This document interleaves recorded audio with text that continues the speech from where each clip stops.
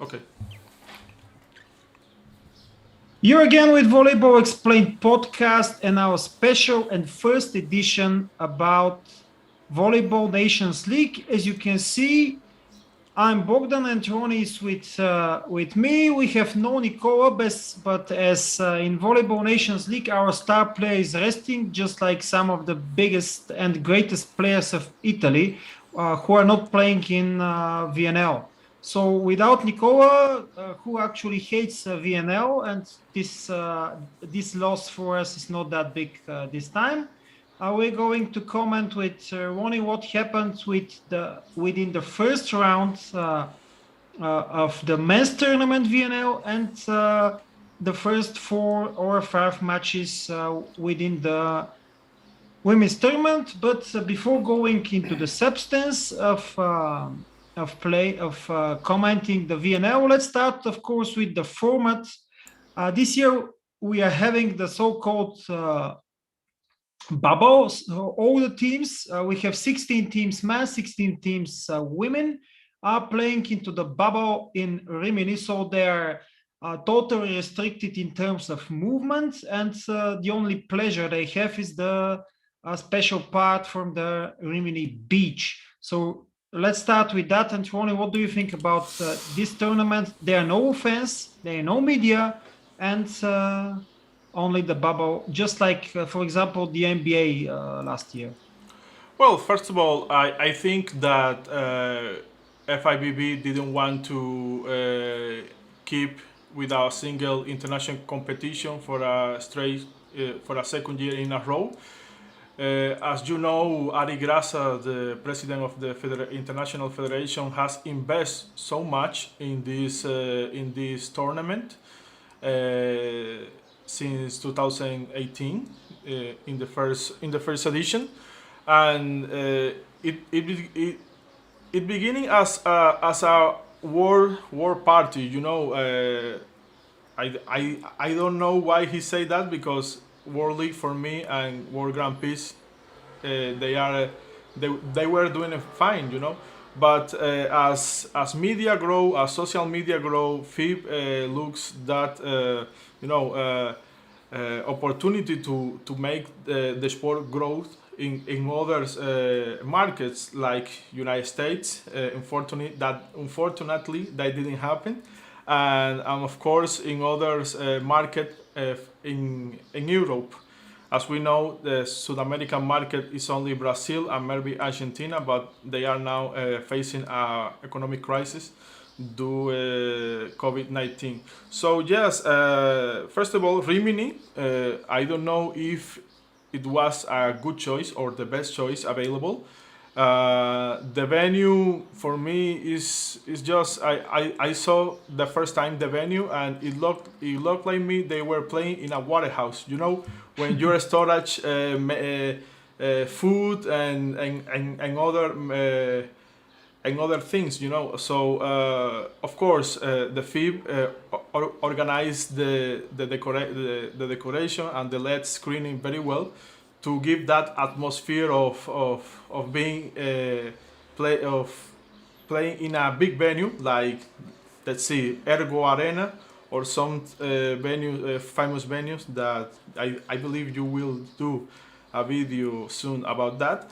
But yes, in terms of schedule and other things, I believe it will be very hard to some players have to play 3 days in a row and then rest only 3 days. I believe the body needs more time to recover after 3 consecutive matches. We also give thanks to the FID to allow at least 19 players per team, or maybe 20 in some cases, as we all know that right now the teams are testing players and giving rest to key members, with the main goal being the Tokyo Olympics, as we know. So yes, for me, is if I have to put a number, let's see, I will put 7, half 5 of 10, because I don't like players being suffering on playing 3 days in a row and only resting 3 days for 1 month. That's for some teams that can be very hard to assimilate, you know. And yes, that's it.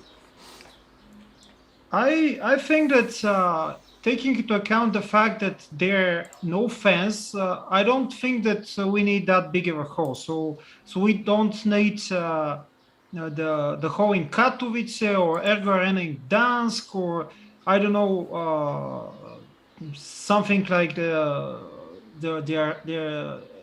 old hall in Milano or something like this. We are very compact and uh, like this one, I believe that it does the job. Taking into account the teams, we're going to be a little bit deep in that for sure. But most of the teams are pretty much with their first rosters. That's interesting part for me, at least in the men's tournament. The only team from the bigger teams is Italy, with totally a second roster from more from younger players. Still, some of the players, I believe that they will end up in the Olympics team. I would say that, for example, Fabio Balazzo, the libero of Lube, is should be their first choice, even maybe with Colaci, but I believe that Balazzo is the better receiver for sure. I would say that also Micheletto, but Italy is the exception. Most of the other teams are there with their first rosters. Still, we have the case that they make a lot of rotations. For example, we're going to talk about Poland for sure a bit later, but Poland played a great match against Serbia and then rested Leon and Kurek and Kochanowski against Slovenia, and they lost.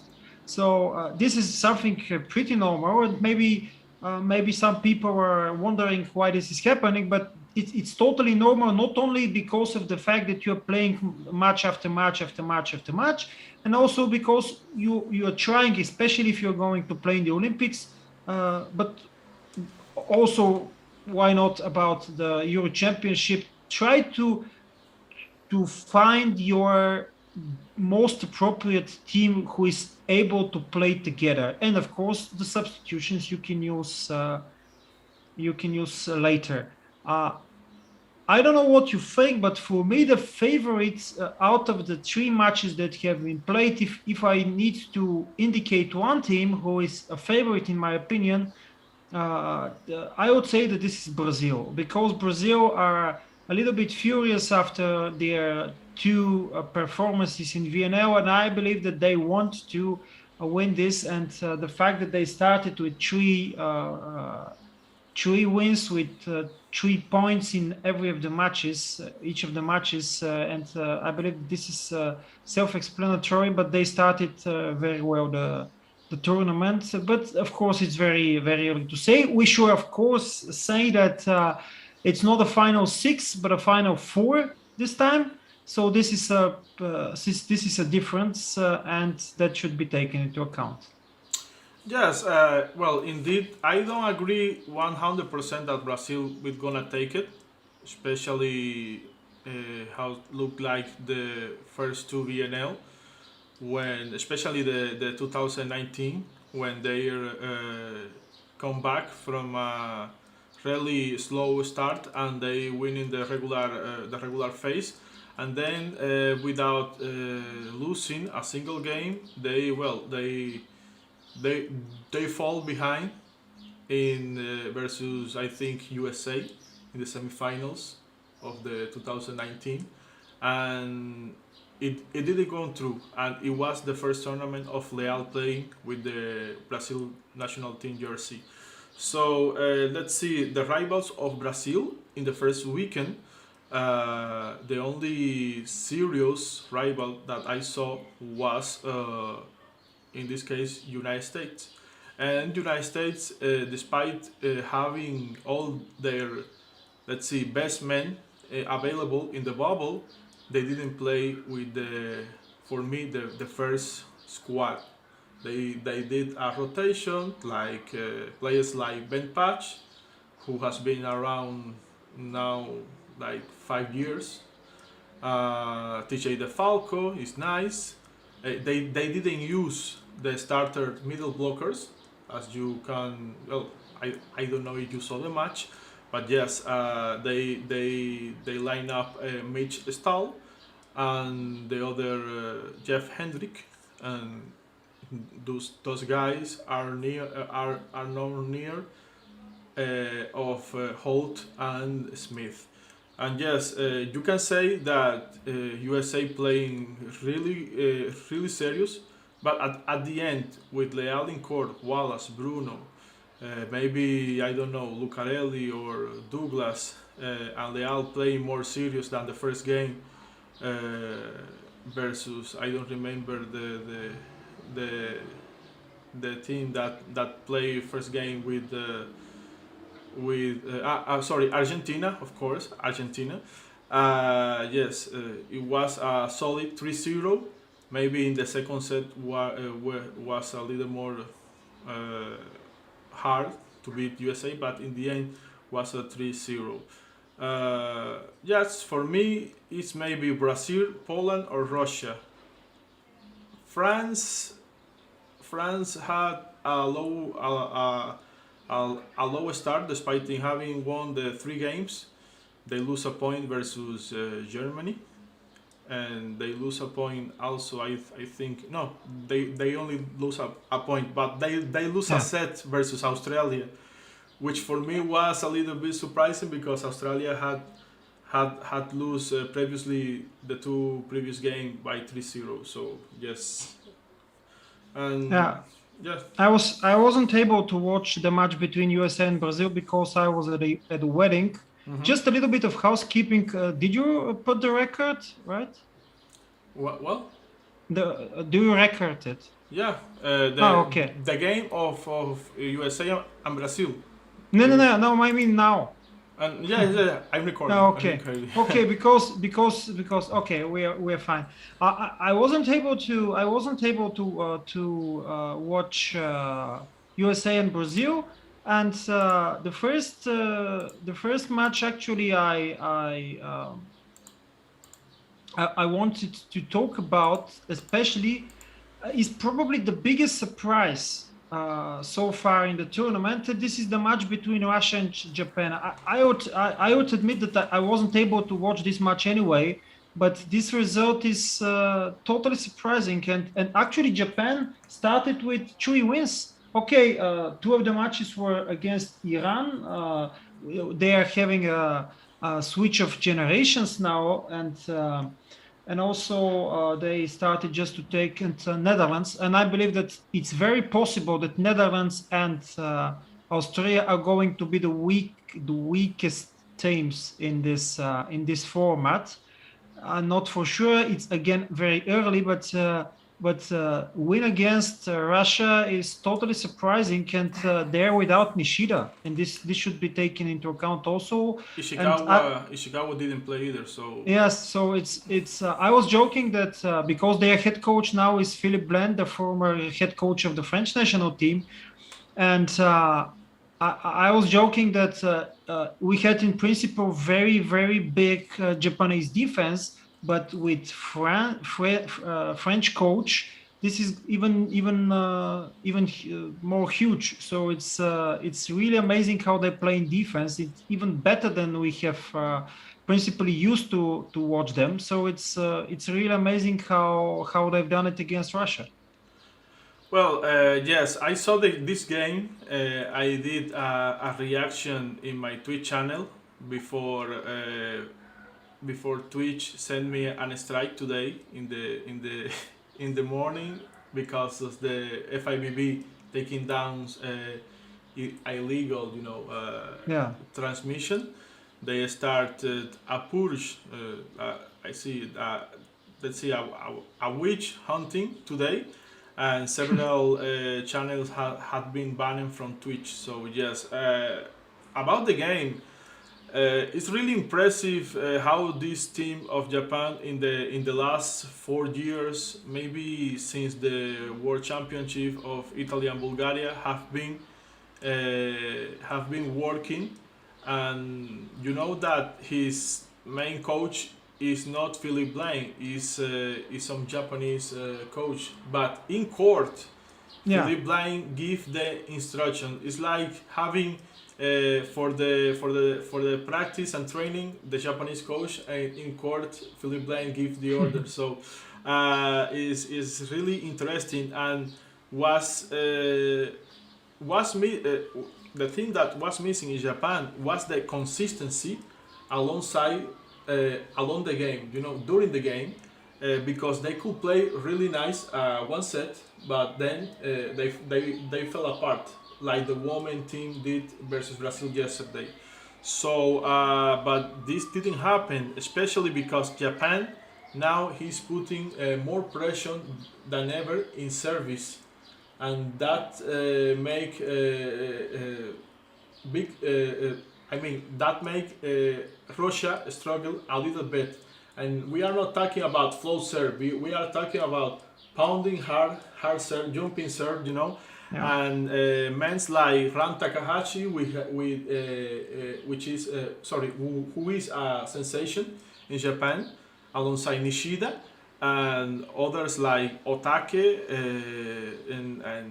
and the libero was superb. I believe that libero was he won the best libero in the Japanese league this year. So very impressive stuff. As for Russia, many people will say, "No, Russia didn't play with the starters." Maybe you can say that, but Japan didn't play with Nishida, with Ishikawa, and come on, it's Russia, man. It's Russia.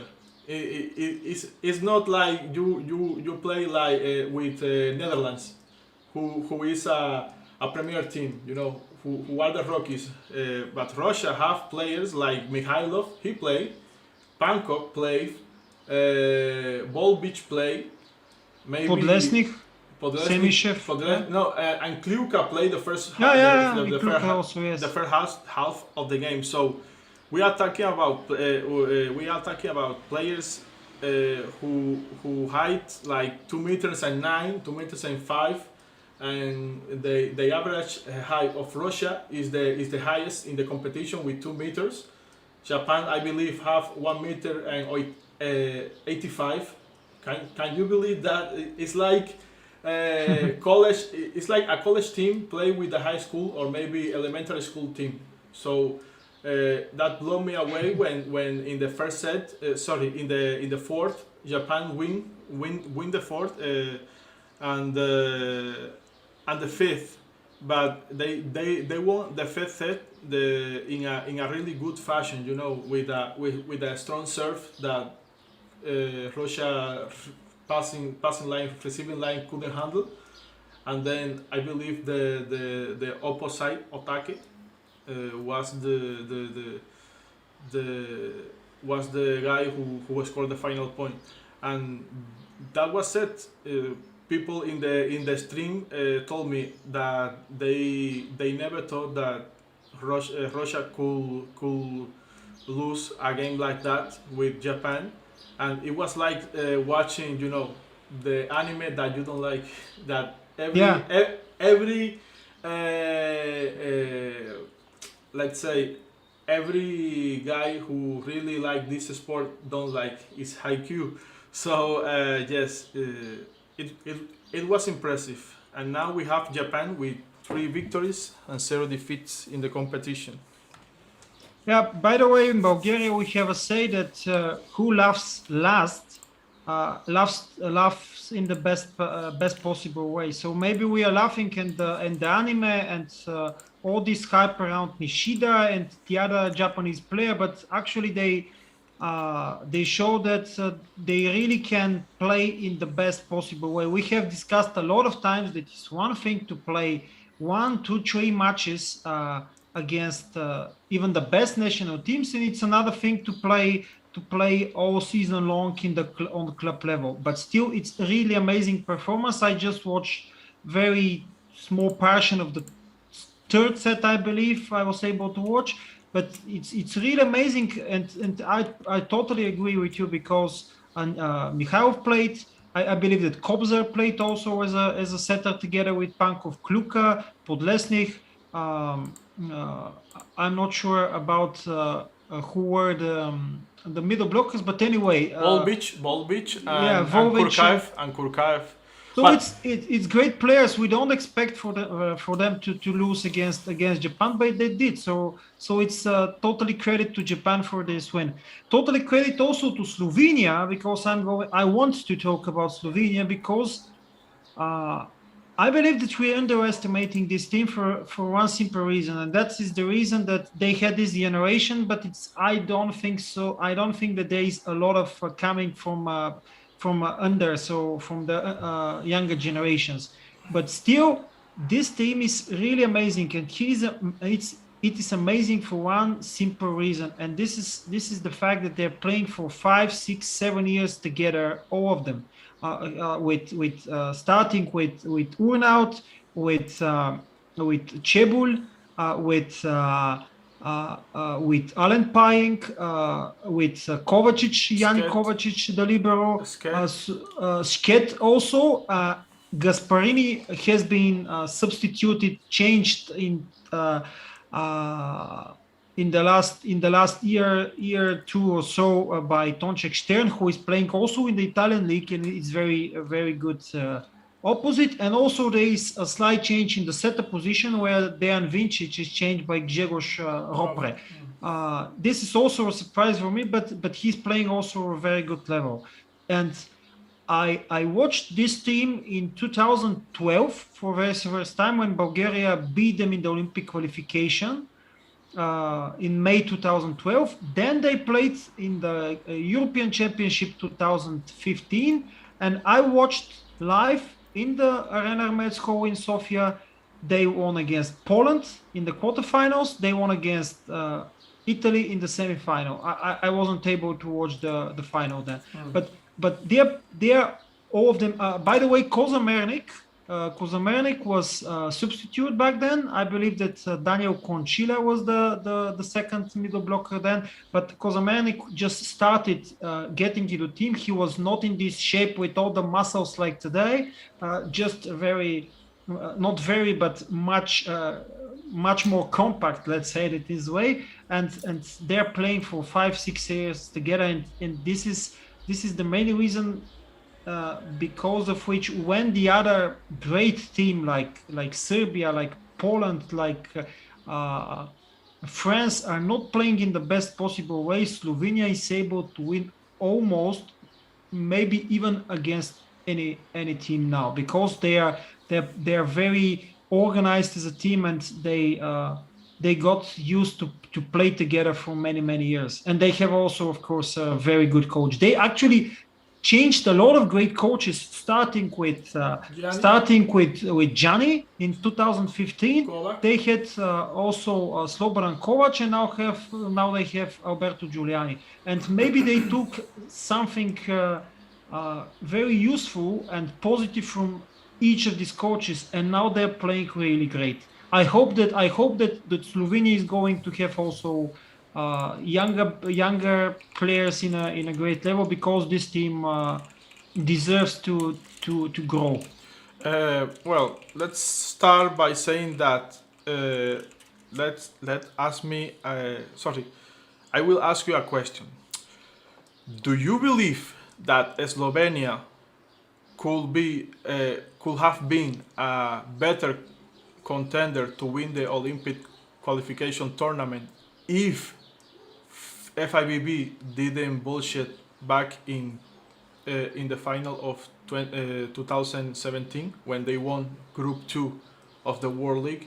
Do you believe that Slovenia, with I see let's say 2 years in the VNL, 2018, 2019, they could have in some way give more battle to the French national team that won the Olympic qualification tournament in Germany? Why not? They were leading, as long as I remember, they were leading 2-0 in the final or the semi-final. I don't remember. But anyway, uh, they were leading 2-0 and they lost. So uh, even even without the VNL, they were able to do it. And I don't know, I can't remember exactly the details of the match, but this team is totally able to do great things. Uh, if this team is able to win to win a place in the top four in VNL, that's very hard to do it because it's very tough competition and they need to play not that many matches. And we have France, we have Brazil and Russia and But Poland and USA and Serbia. But but I would say that they will be top eight, maybe even top six. Why not? the thing that you mentioned was very important. Maybe this will be the only good generation that this team will have, because despite that they have players like Mosic that everybody is talking about, the teenager. I don't see how one single tree can make a forest. We are Yeah, talking about players with big experience in the best league in the world, which is Italy, like Tine Urnaut, Clement Chebul, that has been for a couple of years, maybe 5 years in the good in one of the best team in the world, like Trentino, and now he is playing in Poland. As you say, that generation of that club that trying so hard in the in the Champions League, for people who for the people that don't know, this team was the Ace CH Ljubljana, that has been for yeah, many years in the competition, and they all started there. I mean, Bincik, Pajenk, Sket, maybe the team now too. That team has been given the national team. Now Jani Kovacic, that was awarded the best libero in the Serie A of Italy, now will come back, unfortunately, to that club, but for playing the Champions League, maybe. And yes, man, this team has, like you say, everything to conquer at least six or seven place, maybe in yeah. the best eight. I will not say semi-final team, because they are still too much to come. They lose versus Serbia, but also they won versus Poland. And let me tell you something. You talked in your page, Volleyball Explained in Facebook, about this particular match, and I say that Poland has many faces, and you didn't see the best face of that team when they face Slovenia. So for me right now, and I don't know if the Polish fans watch this podcast, but Kubiak is the Jiva of 2012 in the London. Maybe he's better. He has better physical condition, because he has suffering too many injuries. But the man is not the same that won World Championship in 2019, and now I believe he's 32, 33, maybe. Yeah, she is 88, born in He, 88. he will reach 33 years old this year. So we are talking about a player that he's not too big. So he needs his skill, he needs his body to perform well. And yes, it will be very hard for Poland win. Let's say if Leon doesn't play, if Drizga doesn't play, if Kurek doesn't play. So of course, I the And only Zatorsky also. of course too. The only team that I see with a deep chart of players is Russia, and they lose versus Japan. So just because you know every team has at least 6 or 7 players that are superstars, and the rest are like secondary characters. You know that help those 7 to conquer. But can do it alone. Okay, Alone these 7 players can do it without.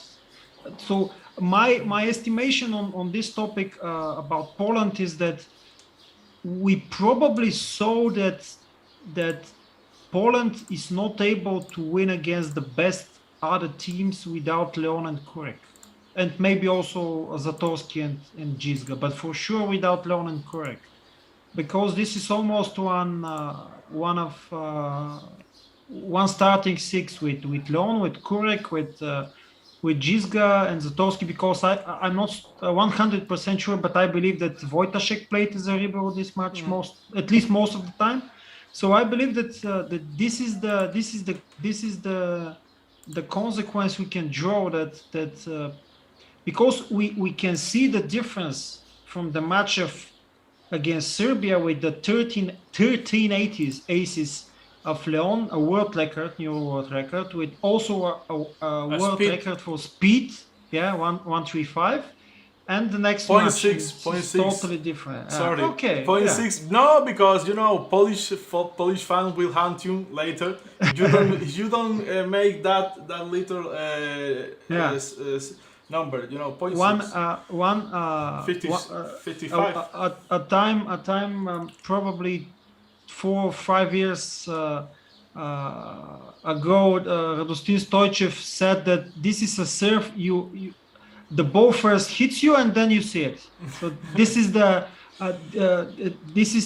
chain of events. The ball first hits you and then you see it. It's so fast. So you have absolutely no time. But probably some guy who is listening or watching now the podcast can actually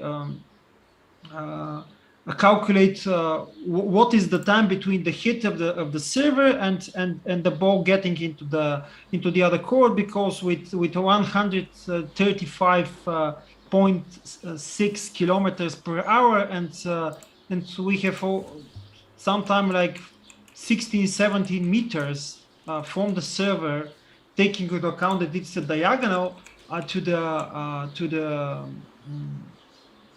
the other court, we can, it could be calculated, but it's amazingly quick, and you can't react. Actually, it's impossible. This is, you're not playing defense, you're playing surviving there.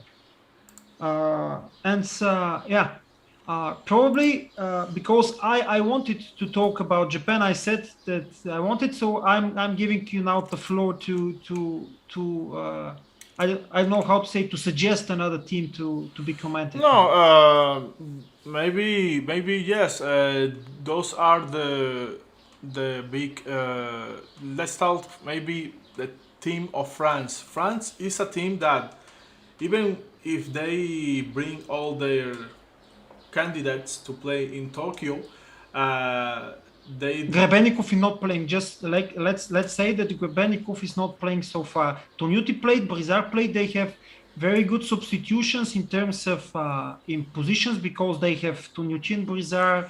They have Patry and Bouillet. I didn't like the two either Daryl Bultor or Mose Gueye for the middle blocker positions, and it was because of this that they lose a set versus Australia, and they also they were close to go to tie break, because Australia was winning, also was close in the fourth. Ngape played the last game versus Australia. He didn't go well. But the interesting thing is that Boyer come back to the national team after the brawl, after the field with Engapet back in 2019, and this is interesting. Maybe they have talked and say, dude, look, this is for the Olympics. Let's get together just for this competition, and then okay. So they did for the country, and yes, Jean Patry. However, Jean Patry for me is the regular opposite of this team. He has been playing very well in the Italian league, and now he shows that in the French national team. One thing is for sure. For me, the best player of setter in the entire competition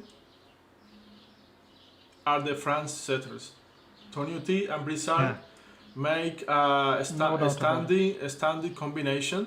You can say what is the difference between the two, because the two are experienced and very gifted. So for me, yes, we are not talking about Brazil this time. We are not talking about Russia.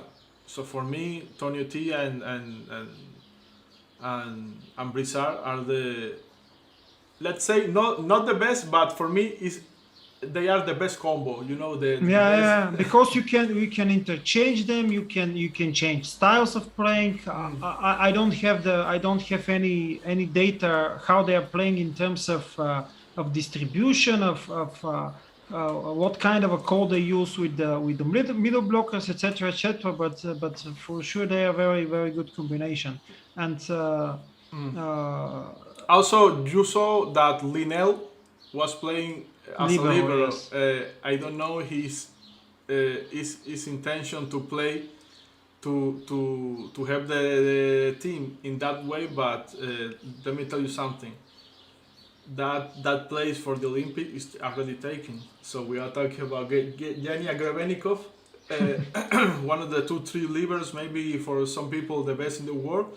So I don't know about that, but yes, maybe Yania will play the next week. Maybe the next week. No, the 3 of June.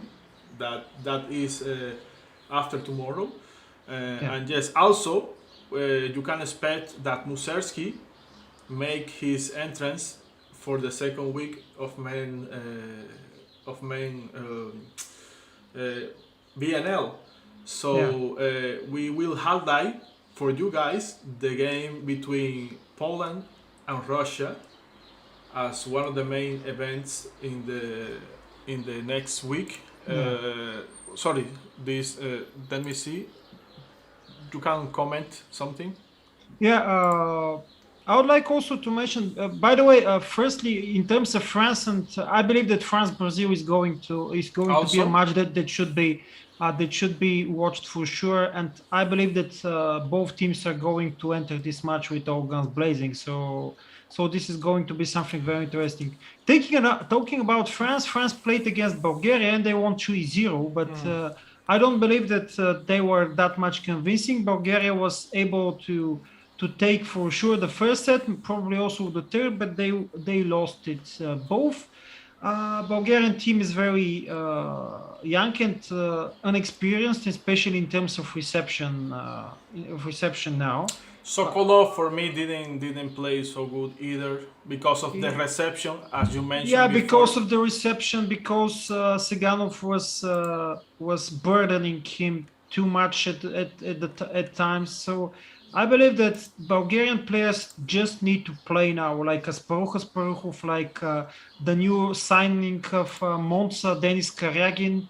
They just need to play because it's totally normal for players 20 years of age, 21, 19, to not be just that big receivers, and it's normal. And we don't have this great setter who can compensate that. Siganov is good one, but not that setter who can compensate with that reception. So I believe that they just need to play. We can't expect anything big now. We can't expect top 4. I would say that we can't expect even top 8.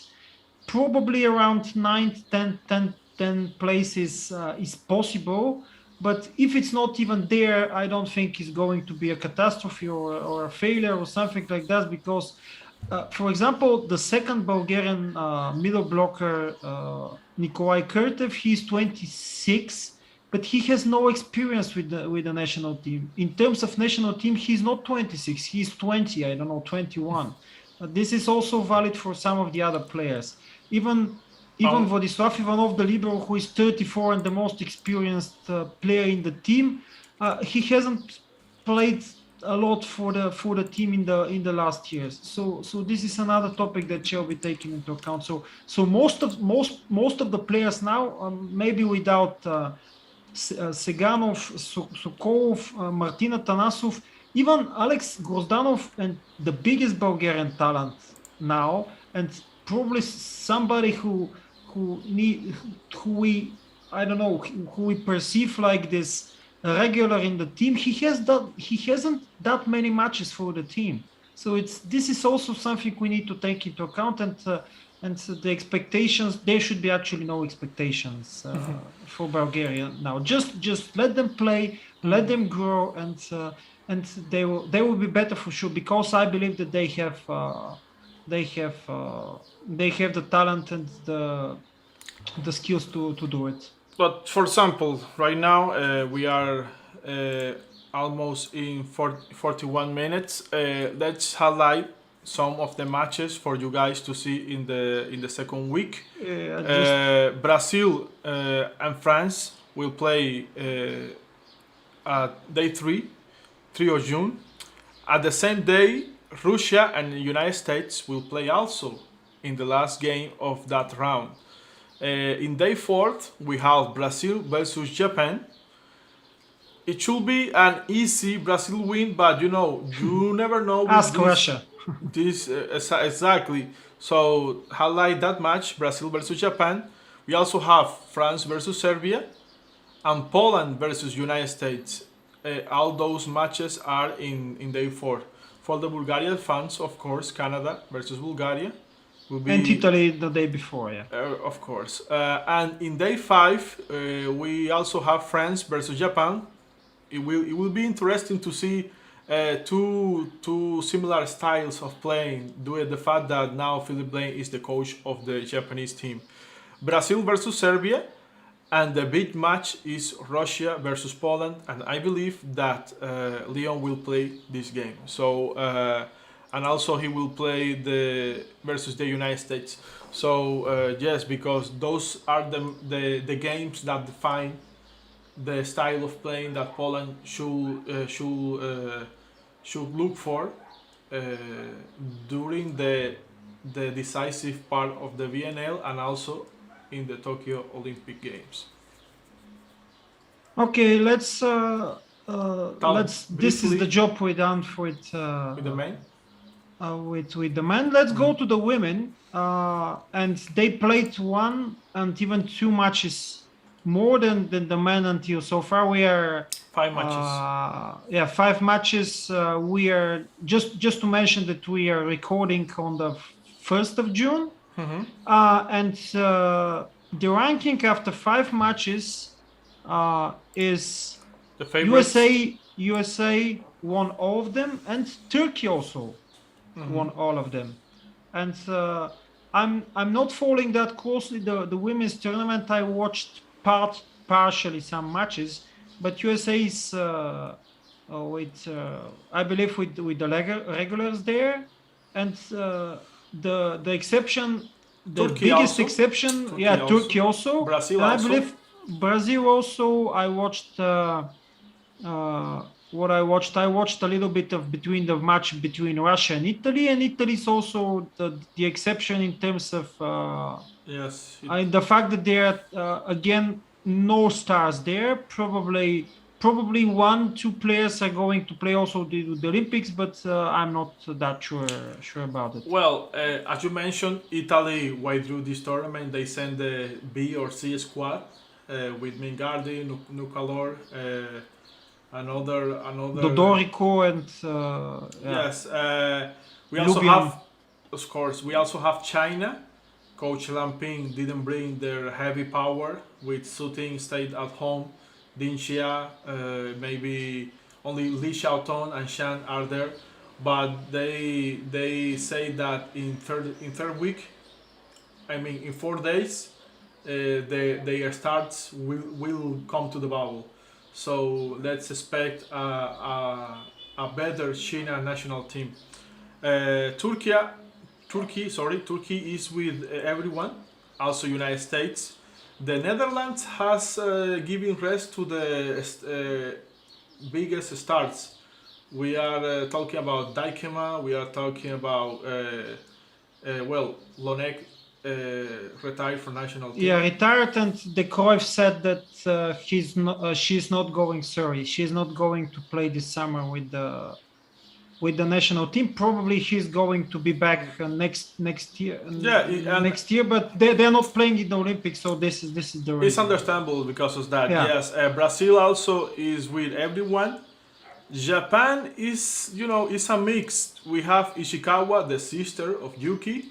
We have the setter who is a very young talent, Akimomi, who plays for the JT Marvelous.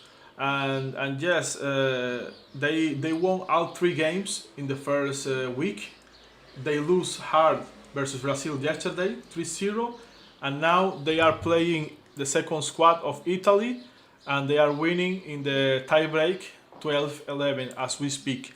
So of course you have Russia, but Russia it isn't a candidate for many years now. So after the retirement of Gamova and Sokolova, it's like the Russian national team has been struggling, and they are now just another team, with the last years of Kosheleva and Goncharova and Starseva, Yeah. those 3 players that came Goncharova out. has a birthday today. Of course, Happy birthday. for her. Sorry, and of course for me, the team that disappointed me so much till now is Poland. Why? Because they have everyone. They have Stysiak, they have Smarchek, they have Walsh is not playing, but losing games with weaker teams like I mean Belgium, Yeah. who only has Herbots, who play in the Italian league. Novara. But still, man, how can you lose with a team like that? So that's very disappointing for me. And yes, the other teams are the usually the same. Dominican Republics, they are been around for 20 years now and never conquer anything, and despite having good size players. Germany is without Luisa Littmann. Canada is the newcomer. They won today versus, let's see, China. Versus China, 3-6-2. That's something interesting. Of course, because of this year, VNL doesn't relegate anyone. Canada will have the experience of having 2 years in a row of VNL, this year and the next one. So maybe they improve something, but I think in the end they will relegate anyway. So let's keep it that way. And of course, Thailand. We have to say that Thailand come into this competition with a group of players that was already retired. We are talking about the Fab Five, playing with Tinkao, Noxara Tongkong, Willabam, Onuma, and etc. Because of the entire Thailand team got COVID-19 before the competition. They thought that they first thought in quitting this competition, but the International Federation, FIVB, didn't accept that. So they asked for Thailand to